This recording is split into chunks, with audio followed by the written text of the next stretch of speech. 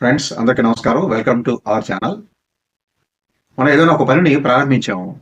కొద్ది సమయం తర్వాత దాని మీద ఎందుకో తెలియకుండా ఆసక్తి అనేది సన్నగిలిపోతుంది. వెంటనే దాన్ని విడిచిపెడతాం. మళ్ళీ ఇంకో పని చేపడతాం. ఆ పని పూర్తయితే పూర్తవుతుంది. లేకుంటే అట్లాగే అసంపూర్తిగా ఉండిపోతుంది. దాంతో ఆ రోజంతా గడిచిపోతుంది. అరే ఈ రోజు ఏ పని పూర్తి చేయలేకపోయామే అనేటువంటి నిరాసక్తత మనలో ప్రవేశిస్తుంది. ఈ విధంగా ఒక పనిని చేపట్టి దాన్ని పూర్తి స్థాయిలో ఎందుకు చేయలేకపోతున్నాము, పూర్తిగా ఎందుకు చేయలేకపోతున్నాము అనడానికి కొన్ని కారణాలు ఏమిటి అనేది అన్వేషణ చేసినట్లయితే మనం నిర్ణయించుకున్నటువంటి మనకు మనమే నిర్దేశించుకున్నటువంటి కొన్ని సూత్రాన్ని మనం పాటించకపోవటం అనేది అర్థమవుతుంది. అంటే మనకి పనిచేసే క్రమంలో ఎదురయ్యేటువంటి బ్రేక్లు ఏమిటి, మనల్ని ముందు పోనీయకుండా ఆపుతున్నటువంటి అంశాలు ఏమిటి అనేది మనం ఎవరికి వాళ్ళంగా స్వతంత్రంగా ఆలోచన చేసుకోవాలి. వాటి మీద నిజాయితీగా విశ్లేషణ చేసుకోవాలి. విశ్లేషణ చేసుకుంటే తప్పనిసరిగా ఆ అభ్యంతరాలు ఏమిటి, అవరోధాలు ఏమిటి అనేది మనం గ్రహించగలుగుతాం. మొట్టమొదటిది ఏమిటంటే వీటిల్లో ఏదైనా పనిని ప్రారంభించే ముందు ఆ పని మీద మనకి ఇష్టం ఉన్నదా లేదా గ్రహించాలి. ఎందుకంటే కొన్ని సందర్భాల్లో మన మనసుకి ఇష్టం లేకుండా చేయాల్సి వస్తుంది. ఉదాహరణకు ఒక ప్రాజెక్ట్లో మనం ఇన్వాల్వ్ అయ్యాం అనుకోండి. ఆ ఇన్వాల్వ్మెంట్ అయినప్పుడు ఇచ్చినటువంటి అసైన్మెంట్ పట్ల మనకి ప్రేమగానే లేకపోతే ఆ పనిని మనం శ్రద్ధగా చేయలేము. సహజంగా అన్ని చోట్ల జరుగుతున్నది ఇది. అట్లాగే చదువుకునే స్టూడెంట్ తనకి ఇష్టం లేని సబ్జెక్ట్ ఏదైనా చదవాలి అనుకుంటే దాని మీద దృష్టి కేంద్రీకరించకపోవడం జరుగుతుంది. కారణం ఏంటంటే వయస్సత. కనుక ఆ అంశం మీద ఆ సదరు స్టూడెంట్ సరైనటువంటి పరిజ్ఞానాన్ని, సరైనటువంటి కమాండ్ని సాధించలేకపోవడం జరుగుతుంది.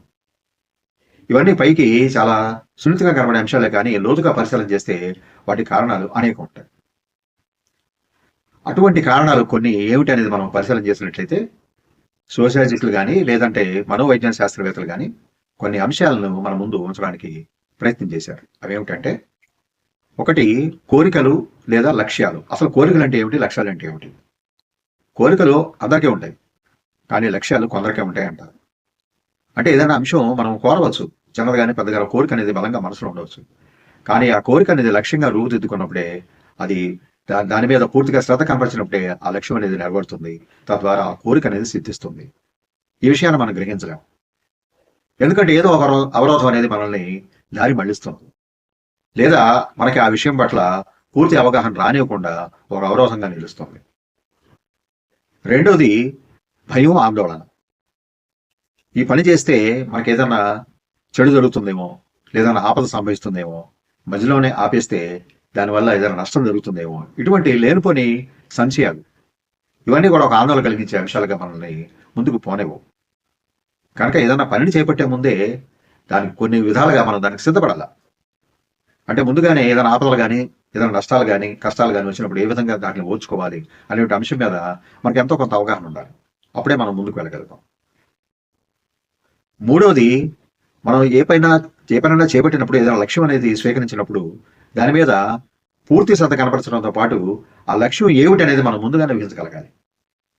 అంటే ఆ లక్ష్యం మనం సాధించిన తర్వాత దాన్ని పొందేటువంటి అనుభూతి ఏ విధంగా ఉంటుంది అనేది ముందుగానే మనం అజంప్షన్ చేయగలగాలి, ఊహించగలగాలి. సమర్థవంతంగా మనం ఆ పనిని పూర్తి చేస్తే మనకు లభించేటువంటి ఆత్మతృప్తి అనేది అన్నిటికంటే విలువైంది. కనుక ఆ విషయంలో మనకి స్పష్టత అనేది కూడా అవసరం. నాలుగోది, ఇతరులు చెప్పినటువంటి లేదా ఇతరులు సూచించినటువంటి ప్రభావాలు మన మీద ఎక్కువగా ఉంటాయి. మనం ఏదైనా పనిని చేపట్టినప్పుడు, ఏదైనా ఒక అసైన్మెంట్ చేపట్టినప్పుడు మన తోటి ఉద్యోగులు కానీ, లేదంటే తోటి విద్యార్థులు కానీ, లేదా ఇతరత్ర ఎవరైనా కానీ మనల్ని ఒక్కోసారి కొన్ని సందర్భాల్లో నీరు గారుస్తూ ఉంటారు. అనవసరమైన పని నువ్వు చేపట్టావు, ఇది ఎప్పటికీ పూర్తి కాదు అని మనల్ని ఎప్పటికప్పుడు డిసప్పాయింట్ చేస్తూ ఉంటారు. కనుక వాళ్ళ ప్రభావం కూడా ఎక్కువగా ఉండే ప్రమాదం కూడా ఉంది. కనుక అటువంటి వాటిని మనం లెక్కించకూడదు. ఎందుకంటే మన ముందు ఉన్న లక్ష్యం చిన్నది కానీ పెద్దది కానీ అది మనకు సంబంధించినంత వరకు మన జీవితానికి, పర్సనల్ లైఫ్ కానీ లేదా ప్రొఫెషనల్ లైఫ్ కానీ పనికొస్తుంది, దానివల్ల ఒక మంచి జరుగుతుంది అని మనం పూర్తి విశ్వాసంతో ముందుకు వెళ్ళినప్పుడు ఇటువంటి ప్రభావాలు కూడా మన మీద పనిచేయవు. తర్వాత మనల్ని మనం పూర్తిగా నమ్మాలి. అంటే మనలో ఆత్మవిశ్వాసం అనేది ఎప్పుడు కూడా సడలనివ్వకూడదు.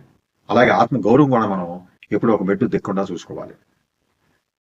ఇతరులు ఏమన్నా అనుకోని, ఈ జీవితం మనది, ఈ జీవితంలో మనం రాణించాలి, ఒక మెట్టు పైకి ఎక్కగలగాలి, అప్పుడే మనం ఉన్న స్థితి నుంచి ఉన్న స్థితికి చేరుకోవడానికి అవకాశాలు ఉంటాయి అనేటువంటి అంశం మన మెదడులో ఎప్పుడు కూడా మెదులుతూ ఉండాలి. ఆ దిశగా మనం కృషిని సాగించాలి. అలాగే క్రమశిక్షణ అనేది చాలా అవసరం. క్రమశిక్షణ అనేది మనిషిని ఒక పూర్తి స్థాయి నిబద్ధత గల వ్యక్తిగా తీర్చిదిద్దుతుంది. ఎందుకంటే క్రమశిక్షణ లేకుండా ఏ పని చేసినా కూడా అది పూర్తి స్థాయిలో సిద్ధించదు. డిసిప్లిన్ అనేది చాలా అవసరం. ప్రతి దగ్గర కూడా మన క్రమశిక్షణ అనేది చాలా కరెక్ట్గా పనిచేస్తుంది. క్రమశిక్షణగా లేకపోతే ఏమవుతుంది, మనం చేరదాల్సిన లక్ష్యం అనేది మధ్యలోనే ఆగిపోయే ప్రమాదం ఉంది. లేదా వేరే వాళ్ళు మనం దాటుకొని ముందుకు వెళ్ళిపోయే అవకాశం కూడా లేకపోలేదు. కనుక క్రమశిక్షణగా మనల్ని మనం తర్ఫీదు చేసుకొని మనం ముందుగానే వెళ్ళినట్లయితే మన లక్ష్యాన్ని చేరుకోవడానికి మార్గం అనేది సుగమం అవుతుంది. అలాగే ఇంకోటి ఏంటంటే ఇతరులతో పోల్చుకోవడం. ఇతరులతో పోల్చుకోవడం అనేది పెద్ద అవరోధం. వాళ్ళ మనం లేవు, వాళ్ళకు ఉన్నపాటి తెలివితేటలు మనకు లేవు, వాళ్ళకు ఉన్నటువంటి అపార జ్ఞానం ముందు మనం చాలా తక్కువ అని మనల్ని మనం తక్కువ అంచనా వేసుకోవడం కూడా సమర్థనీయం కాదు. ఎందుకంటే ఏదో ఒక విషయంలో మీరు వేరే వాళ్ళకంటే ఒక ఉన్నతమైన స్థానంలో ఉండవచ్చు, వాళ్ళకంటే మీకు ఎక్కువ శక్తి అనేది ఉండవచ్చు ఏదో ఒక విషయంలో. కనుక పోల్చుకోవద్దు. ఎవరి వ్యక్తిత్వం వాళ్ళదే, ఎవరి శక్తి సామర్థ్యాలు వాళ్ళవే, ఎవరి తెలివితేటలు వాళ్ళవే. అలాగే ఎవరి ముందున్న అవకాశాలు కూడా వేరువేరుగా ఉంటాయి. అందరికీ ఒకే రకమైన అవకాశాలు కావాలని లేదు కదా. కనుక మన ముందున్నటువంటి అవకాశాన్ని అందిపుచ్చుకోవడానికి మనం ఏ విధంగా కష్టపడాలి, మనకు ఉన్నటువంటి తెలివితేటల్ని లేదా జ్ఞానాన్ని లేదా స్కిల్స్ని, టాలెంట్ని ఏ విధంగా ఉపయోగించుకోవాలి అనే అంశం మీదే మనం దృష్టి కేంద్రీకరించాలి తప్పితే మిగతా వాళ్ళు ఉన్నటువంటి తెలివితేటలు లేవు, మనం వాళ్ళంతా స్కిల్స్ లేవు మన దగ్గర అని మనల్ని మనం కించపరుచుకుంటే అంతిమంగా నష్టపోయేది మనమే. అలాగే మరో ముఖ్యమైనది ఏమిటంటే ఎప్పుడు కూడా సానుకూల దృక్పథంగా మనం ఉండాలి. నెగిటివ్నెస్ అనేది మనలో రానివ్వకూడదు. ప్రధానంగా మనం ఎప్పుడు కూడా పాజిటివ్ దృక్పథం ఉన్న మనుషుల మధ్య కానీ వెళ్ళినట్లయితే ఆ వైబ్రేషన్ మన మీద కూడా పనిచేస్తుంది. కనుక ఎప్పుడు కూడా మన చుట్టూ ఉన్న వాతావరణాన్ని పాజిటివ్గా ఉంచుకోవాలని చూసుకోవాలి. అది ఇంట్లో కావచ్చు, స్నేహితులతో కావచ్చు, కుటుంబంతో కావచ్చు, మనం పెరుగుతున్న సమాజంలో కావచ్చు, లేదా మనం పనిచేస్తున్న చోట కావచ్చు. ఎక్కడైనా కూడా పాజిటివ్ మైండెడ్ పీపుల్ ఉన్న దగ్గర ఆ వైబ్రేషన్స్ డిఫరెంట్గా ఉంటాయి, ఆ ప్రభావం కూడా మన మీద ఎక్కువగా ఉంటుంది. అలాగే ఇంకోటి ఏమిటంటే మనకున్న లోపాలని మనం స్వీయ లోపాలు ఏమి ఉంటాయి వాటిని నిజాయితీగా ఒప్పుకోవాలి. ఒప్పుకొని వాటిని లోపాలు అధిగమించడానికి ఏ విధంగా ముందుకు వెళ్ళాలి అనేటువంటి అంశంలో మనం వీలైతే స్నేహితుల యొక్క లేదా కుటుంబ సభ్యుల యొక్క లేదా మన తోటి సిబ్బంది దగ్గర, తోటి ఉద్యోగస్తుల దగ్గర, విద్యార్థి అయితే తోటి విద్యార్థి దగ్గర నేర్చుకోవాలి. అడిగి నేర్చుకోవడం తప్పేం కాదు. నిరంతరం అభ్యాసం అనేది చాలా అవసరం. లోకంలో ఎవరు కూడా సర్వజ్ఞులు కాదు. ఏదో విషయంలో ఏదో తెలియని విషయాలు అనేకం ఉంటాయి. ప్రతి మనిషి కూడా అన్నీ తెలియాలని లేవు. కనుక తెలుసుకోవడానికి ప్రయత్నం చేయడం, ఒక జిజ్ఞాస అనేది ప్రతి వ్యక్తి కూడా అవసరం. ఆ దిశగా మన కృషి సాగాలి. అటువంటి వ్యక్తులకు ప్రపంచం కూడా చేయి అందిస్తుంది. అవివేకంగా ఎవరు కూడా చూడరు. వివేకం కోసం పరుగులు వెళ్తే మనిషిని ఎప్పుడు కూడా ప్రపంచం హక్కును తెచ్చుకుంటుంది, చేయి అందిస్తుంది, ముందుకు నడిపిస్తుంది. కనుక ఆ విషయంలో మనం ఎప్పుడు కూడా సంశయించకూడదు. తెలియని విషయాల్ని తెలుసుకున్న వ్యక్తుల దగ్గర లేదా జ్ఞానుల దగ్గర మనం తెలుసుకోవడం తప్పేం కాదు.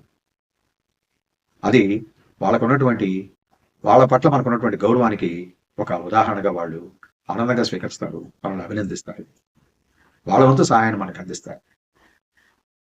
అదేవిధంగా మరొకటి, ఇతరులు ఎప్పుడైనా మనల్ని నిరుత్సాహపరిచినా కూడా ఉత్సాహం వైపే వెళ్ళాలి కానీ నిరుత్సాహపడకూడదు. ఎందుకంటే వాళ్ళు చేయలేని పని మనం చేస్తున్నాం అనేటువంటి ఒక ఈర్ష్య కావచ్చు, ఒక చిన్నపాటి అసూయ ద్వేషం కూడా కావచ్చు. దానివల్ల ఒక్కోసారి మనల్ని డిసప్పాయింట్ చేసే పరిస్థితులు వస్తాయి. కనుక అవన్నీ కూడా మనం మనసులోకి తీసుకోకూడదు. ముందున్న లక్ష్యం వైపు మనం వెళ్ళిపోవాలి, ముందు చూపుగానే వెళ్ళాలి. అలాగే చేసిన తప్పుల నుంచి ఒప్పులు ఏమున్నాయో గ్రహించాలి. తెలుసో తెలియక మనం కొన్ని సందర్భాల్లో తప్పులు చేస్తుంటాం. తప్పులు మనకి గుణపాఠాలు నేర్పుతాయి. ఈ పని చేసిన వల్ల మనం ఎంతో కొంత సమయాన్ని నష్టపోయాం, కనుక ఈ పని ఇలా చేసి ఉండకూడదు అని అనుకోవడంతోనే కాకుండా తిరిగి అదే తప్పు మనం చేయకుండా ముందుకు వెళ్ళగలగాలి. అంటే చేసిన పనిని బట్టి దాని నుంచి మనం ఏదైనా కొత్తగా పాఠాన్ని నేర్చుకోగలగాలి. ఆ విధంగా ముందుకు వెళ్ళాలి. అలాగే అత్యుత్సాహం ఎప్పుడు కూడా పనికిరాదు. ఉత్సాహం ఉండటం మంచిది కానీ అత్యుత్సాహం పనికిరాదు. అలాగే ఆశ ఉండదు కానీ అత్యాశ పనికిరాదు. అలాగే ఏదైనా పనిని సాధించే క్రమంలో వెంటనే తక్షణం నాకు ఫలితం లభించాలని ఎప్పుడు కూడా దురాశపడకూడదు. మనం చేసే పని నిజాయితీగా చిత్తశుద్ధితో చేస్తే అంతిమంగా మనకు ఫలితం అనేది మంచి ఫలితం లభిస్తుంది. దానిలో ఏమి ఢోకా లేదు. కానీ తక్కువ సమయంలో వెళ్ళిపోవాలి, లేదా అడ్డదారుల్లో వెళ్ళిపోవాలి, మన లక్ష్యాన్ని తొందరగా చేరుకోవాలి అనే ఉద్దేశంలో పడి, అనేటువంటి రందిలో పడి మనం గమ్యానికి దూరంగా వెళ్ళిపోతాం. దానివల్ల మన లక్ష్యం నెరవేరకపోగా అభాస్పాలయ్యే ప్రమాదం కూడా లేకపోలేదు. తక్షణం ఫలితం కావాలి అనుకో. ఉదాహరణకు నిద్ర లేవడానికి ఒక మాత్ర, నిద్రపోవడానికి ఒక మాత్ర. అలాగే మన పనిని ఎవరైనా చేసి పెడితే వాళ్ళకి ఏదైనా తాయిలాలు ఇద్దాం అనే పరిస్థితి కూడా మనకు కొన్ని సందర్భాల్లో జరుగుతుంది. మన పని మనం చేసుకుంటే మనకు స్వీయ సంతృప్తి, ఒక ఆత్మ సంతృప్తి. వేరే వాళ్ళు చేస్తే ఏముంటుంది? ఉదాహరణకు మన ప్రాజెక్ట్ ఉన్నది, ప్రాజెక్ట్ మీద మనం కష్టపడి మనం డాక్యుమెంట్ తయారు చేస్తే అదొక మనకు తృప్తి. అదే వేరే వాళ్ళు చేసి ఇచ్చిన దాని మీద మనం సిగ్నేచర్ చేసి ఫార్వర్డ్ చేస్తే అది సంతృప్తే కాదు. మన మేధస్సుని మనమే చంపుకుంటున్నాం. కనుక అటువంటి లక్షణాలు కూడా వెళ్ళాడు. అన్నిటికంటే గొప్ప విషయం ఏంటంటే, పెద్ద విషయం ఏంటంటే బద్ధకాన్ని వదిలించుకోవాలి. ఇప్పుడు చేద్దాం అనుకున్న పని ఇప్పుడే చేయాలి. ఆజిగా కామ అభీకరం అంటారు. అట్లా ఇప్పుడు చేద్దాం అనుకున్న పని రేపు చేద్దాం అనుకుంటే రేపు అనేది ఎప్పటికీ రాదు. ఆ పని అలా వాయిదా పడుతూనే ఉంటుంది. ఆ ప్రొక్రాస్టినేషన్ మనం వదిలించుకోవాలి. మనిషికి బద్ధకమే పెద్ద శత్రువు, కానీ ఎంత తొందరగా వదిలించుకుంటే అంత మంచిది. ఇట్లా ఎన్నో విషయాలు మనల్ని ముందుకు పోకుండా ఆపుతున్నాయి. They're all the elements that prevents us moving forward. So ఇటువంటి విషయాల పట్ల మనం దృష్టి కేంద్రీకరించి మన పర్సనల్ లైఫ్లో కానీ ప్రొఫెషనల్ లైఫ్లో కానీ ముందుకు ఎదగాలి, మరింత ఉన్నత స్థానాన్ని చేరుకోవాలంటే ఈ విషయాన్ని కూడా గమనంలో పెట్టుకొని మనల్ని మనం సరిదిద్దుకుంటూ ముందుకు వెళితే విజయం తప్పక సిద్ధిస్తుంది. Thank you for watching this video. Please subscribe my channel.